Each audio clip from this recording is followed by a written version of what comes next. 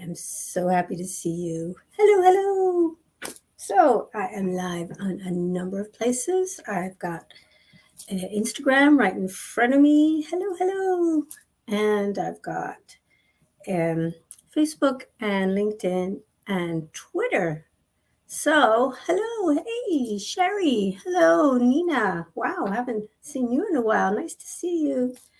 So, happy to see people who are here to talk with me. I would love to hear what you have to say because what I want to talk about tonight is what does healthy aging mean to you?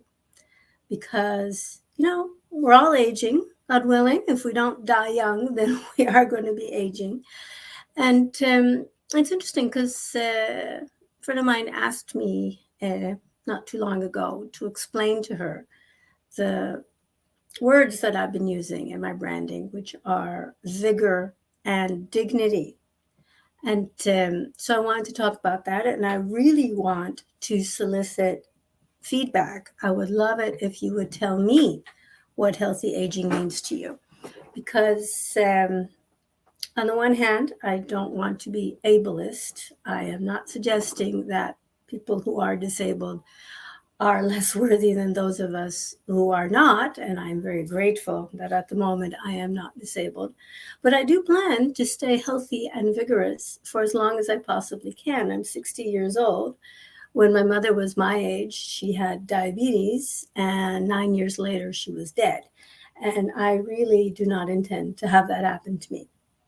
So I think that we should be inclusive and pay attention to what's happening with disabled people. And at the same time, I think it's really important for those of us who are not at the moment disabled or chronically ill that we see what steps we can take to try and prevent becoming disabled or chronically ill. Because, it's not normally an enhancement of one's joy in life becoming disabled or chronically ill. People can have wonderful lives and they really are people just like anybody else, and we need to make sure that they're not sidelined or locked away from the public discourse. But the fact remains that most of us do not wish to become disabled. But we're all getting older. And like I said, unless we die young, we are going to get older. And so the question is, what does it mean to have healthy aging? What does it mean to go forward into our lives with vigor and with dignity? Those are two different things that I want to talk about right now. I want to talk about vigor because what I mean by vigor is to be energetic. Right now I'm recovering from COVID. Managed to go 2.5 years, over 2.5 years, without getting it. And then we were traveling and we were in a hotel in BC and we got a little too comfortable and we picked it up. So that's very unfortunate. Thankfully, we were able to come home before the worst of it struck and getting better. But the fact remains that it was a very unpleasant experience and one that I am not eager to repeat. So just as an example, I'm still pretty fatigued, nowhere near as bad as I was last week, but I'm still pretty fatigued. And so when looking ahead, like I'm 60 right now and I'm fatigued, but I'm hoping that this is going to pass and I am eventually going to be able to run and work out and so on like I did before. So far, I've been finding that running is just too exhausting, which is really frustrating and annoying. And I can see that, my dad was a runner, started in his 40s and he ran, right up until his 80s. And then he started walking instead because running had just become too fatiguing. So I can imagine that when I'm in my 80s, I might find it harder to run and to work out and to lift weights and so on. He did lift weights right up until he was almost 90. But, the weights got lighter and that's fine. But the point is that I would like to continue to be able to run, to walk, to hike, to lift weights, to feel healthy and strong and full of energy for as long as possible. And I'm going to imagine that you feel the same. As I said, I don't want to be ableist. I'm not suggesting that you can't live a full, wonderful life if you are disabled or chronically ill. But the fact remains is that most of us do not wish to have that happen. So what can we do to prevent it? So there's all sorts of healthy things that we can do. And obviously, eat well, sleep well, move well, all of those things. Use appropriate supplements as required. As you get older, you need more. You need more protein, for example. But you have to be sensible with your supplements. I saw on Twitter somebody said if you're taking nootropics and you sleep less than 7 hours a night, you're a dingus. That's what they said. I forget who it was, some fitness person, but it was funny actually, because I thought about it and said, yeah, this is true. And I will confess, I will be honest here, I don't always hit 7 hours a night, but I'm really trying, because yes, I do take nootropics, and I think it's important, especially now when I'm dealing with the brain fog from COVID. It's especially important to take good care of the brain. And one of those things is to get enough sleep, which can get harder as you get older. A lot of older people have all sort of sleep disturbances, if you will, even if it's just having to get up in the night to go pee. I mean, what's up with that? I mean, our bladders don't get any smaller as we get older. So why do we think we need to get up and pee? I don't know. This is, it's one thing when you're pregnant and you actually have, at some point you have this big thing in your body which is kicking you in the bladder, and that's understandable then, that you need to get up and pee because your bladder just can't expand as much if your uterus is taking up all the space. But when you have to be my age, you're really not concerned about that. So what's going on with that? So it's probably has, I've talked with various healthcare professionals about that, and especially my absolutely favorite nutritionist, who has done absolute wonders for me in terms of helping me with chronic illness that has basically subsided. And I'm very grateful for that. I mean, these things are never totally cured, but if we can go into remission, we'll take it. So she has been amazing for me. And one of the theories that she and I have been discussing is that one possibility is it has to do with adrenal fatigue, which I know some people don't believe in, but other people do. So I'm not qualified to make a decision on that. All I do know is that if I take the supplements that are recommended for adrenal fatigue, I feel better. So there you go. Might be the placebo effect, but you know what? I will take the placebo every day. As long as it works, it works. But the point was, the idea was that since your adrenals are right on your kidneys, if you have issues with that, you might be getting a kick in the kidneys at inappropriate times. So that's a possibility. But like I said, I am not a professional in this. I don't play one on the internet. If you have proof that what I'm saying is absolute garbage, then I would be interested to hear that, because this is just a theory that I've thought about. But I don't know if it's true. Anyway, it doesn't really matter. The point is that when you get older, sometimes it gets harder to sleep, and it actually becomes more important. Teenagers need a lot of sleep, and they don't always get it. And just because of the way society is set up, that they're supposed to get up and go to school in the morning when their whole bodies are set up to sleep, to be up at night and sleep during the day, but they can't really be nocturnal if they're going to school. So summer's a good time for that for them. But for us older people, it's a little different. I don't think there's so much that our diurnal cycle is mixed up like that, like it is with the teenagers. I think it's more that just our healing, everything is slower. Like I've noticed even with this COVID that we all got it. My youngins are already completely over it. And I'm in better shape than my husband, who's older than I am. So it just goes to show healing is just slower. The immune system isn't as powerful. As we get older, we just have to get used to the idea that things are going to take longer. And it's just more of an effort. And so we need more sleep in order to, maybe something that we would have healed from in a week At 30, maybe at 60, it's going to take 10 days or 2 weeks. And that's just how our bodies are. And it's just to be grateful that it still works and it still heals, because there are people for whom that doesn't work very well. But the fact remains is that we need to support our bodies.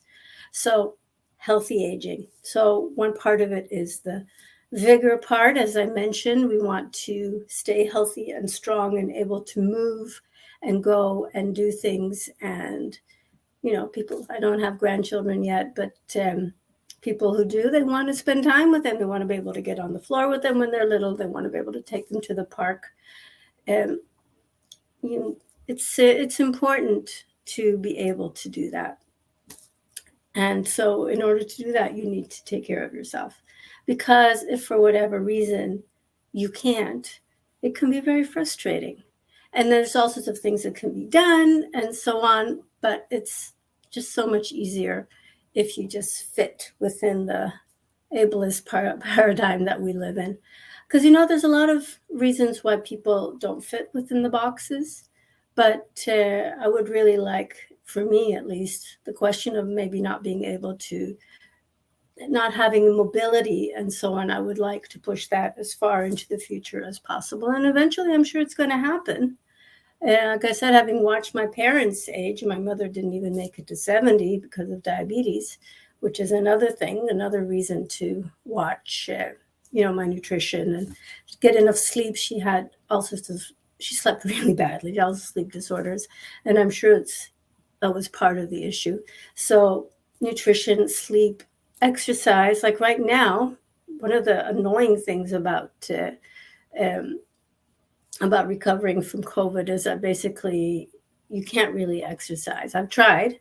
I went for a run and then I was destroyed for the rest of the day. And my kid read me the riot act on not pushing it and not overdoing it. But you get frustrated, but it's what it is. So looking on the assumption, 1 in 8 people apparently gets long COVID, but that means the other 7 don't. So I'm going to trust and set an intention that I'm going to be one of those 7 who completely recover and move on, and God willing, never get it again.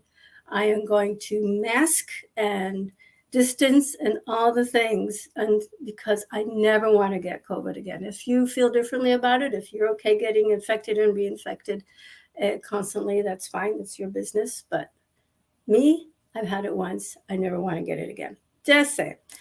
So wanting to push the inevitable lack of mobility, the inevitable issues as far into the future as possible. So there's nutrition, there's exercise, again, within reason. Right now, I'm kind of champing at the bit, wanting to get back to running and lifting and so on, but I do have to be a little patient. And then, sleep, extremely important. And then, so that's the part with vigor. And also, like I said, getting the vaccinations that you need to get, taking sensible precautions, being in well-ventilated areas as much as possible, and masking up. So that's my recommendation. If it's not for you, that's fine. And then the other part is dignity. So vigor is, let's say, physically and even mentally wanting to be strong and healthy for as long as possible.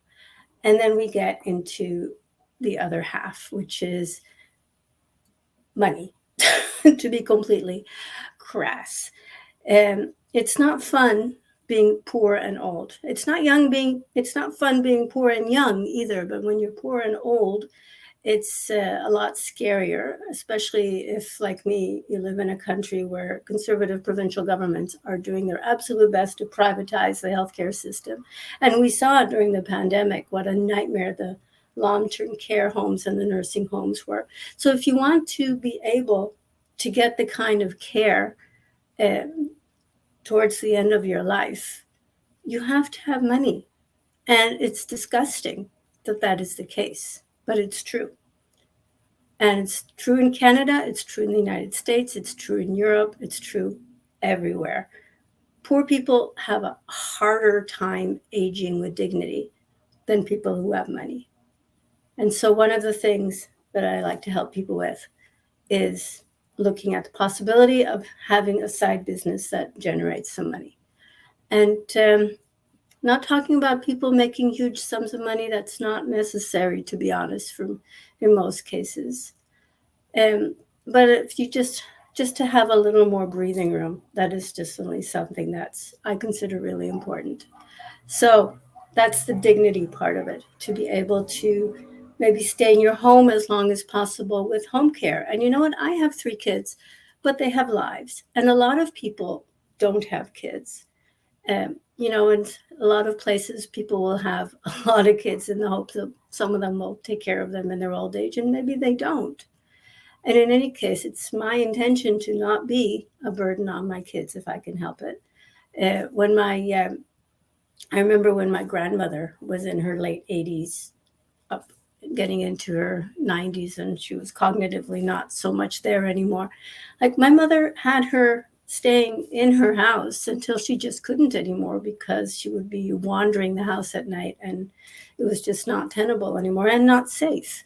And so she did have to put her in a nursing home, which was really difficult for her.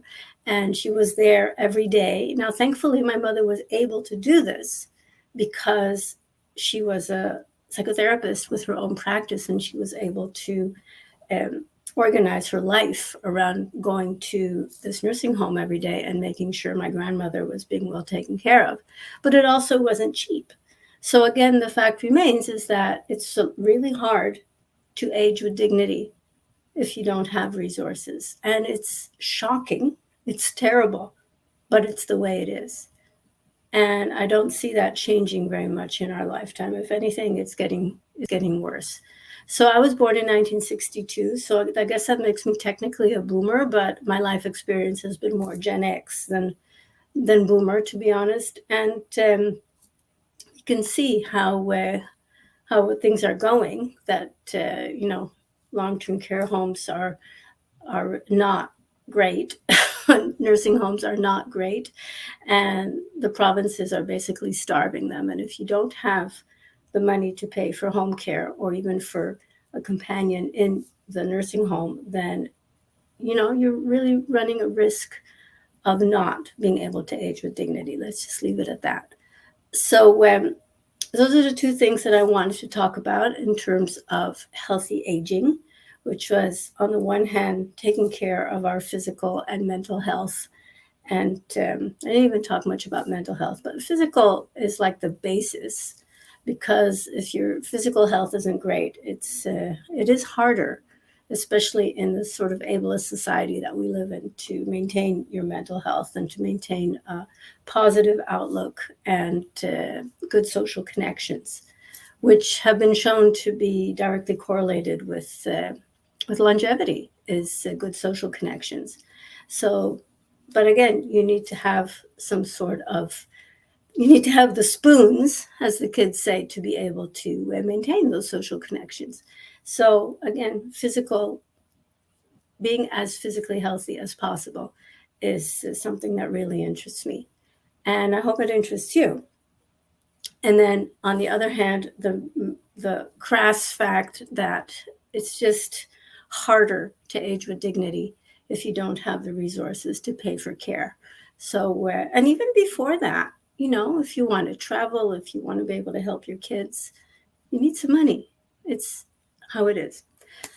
So I would love to get any sort of feedback. If you're on live, you can drop me a comment and tell me what you think of these ideas and what it means to you to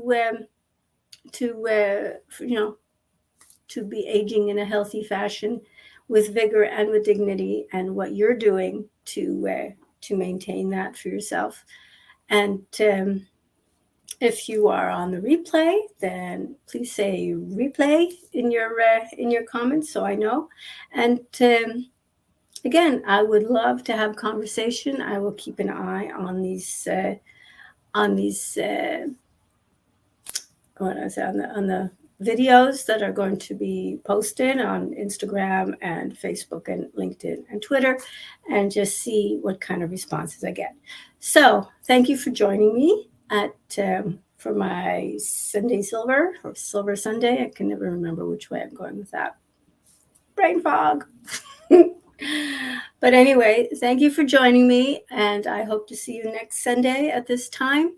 And please leave me comments. Tell me what you think. Tell me if you think that I'm completely off the wall, or if you agree. Let me know what you're doing to keep yourself healthy as you age. And talk to you again soon. Bye.